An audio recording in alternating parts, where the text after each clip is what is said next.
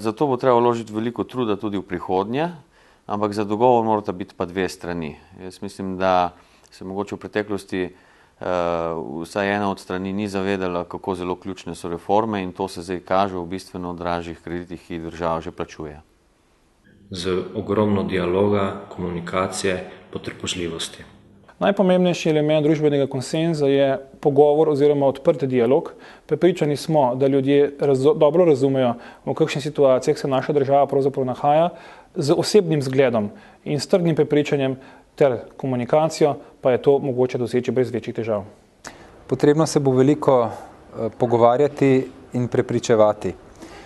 Treba je najti rešitve, ki bodo imele dobre argumente, ki bodo prepričljive, potem vključiti v pogovore socialne partnerje, sindikate, tudi tiste stranke, ki bodo v opoziciji in poskušati na koncu sprejeti tiste rešitve, ki bodo imele čim širši konsens. Z veliko pozitivne energije, z željo doseči konsens in s tem, da prideš s predlogom, ki ga je še moč spreminjati, ker nek dialog, dogovor ni mogoč na zakone, ki so že zapakirani in se jih ne da spreminjati.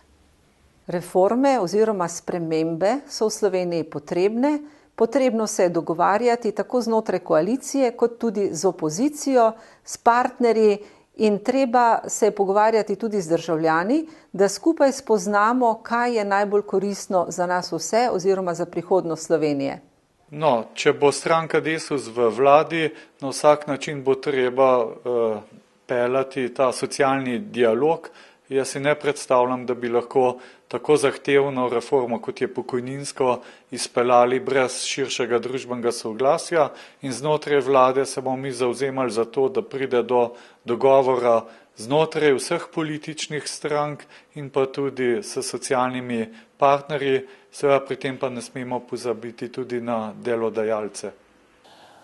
To je spet izhajamo iz zgodovine delovanja na cele ekipe v mestni občini Mercatorju. Nikoli ni bila niti napoved stavke, razen takrat, ko smo odstavili lastniki v Mercatorju in potem so hoteli stavkati, pa sem tudi to v dogovoru nekako zagotovil, da ni bilo stavke.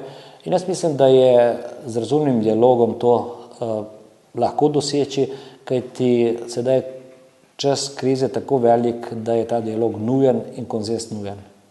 Družbeni konsens bo določala in se o njem menila vladajoča koalicija. Mi bomo pri tej zadevi pomagali.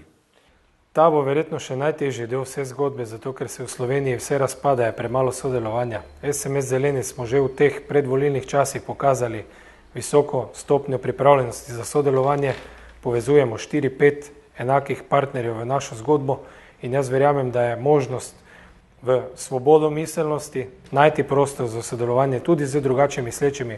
To Slovenija potrebuje, potrebno se je ukvarjati s tem, da ustvarimo pogoje za življenje in delo v korist ljudi in okolja. Pripričan sem, da je družbeni konsens eno izmed temeljnih vprašanj, ki jih moramo doseči. Lahko pa seveda to dobimo na ta način, da se pogovarjamo in se med seboj tudi slišimo. Z dialogom, tudi tu obstajajo dobri primeri. Ministrica Krebsova je dosegla v dialogu z socialnimi partnerji, sindikati, torej konsenzualno, odpoved 1 milijarde evrov denarjev iz naslova plač in stroškov dela do leta 2012, velik dosežek in na ta način s strpnim, vztrajnim, argumentiranim dialogom je možno doseči tudi dogovor o teh reformah.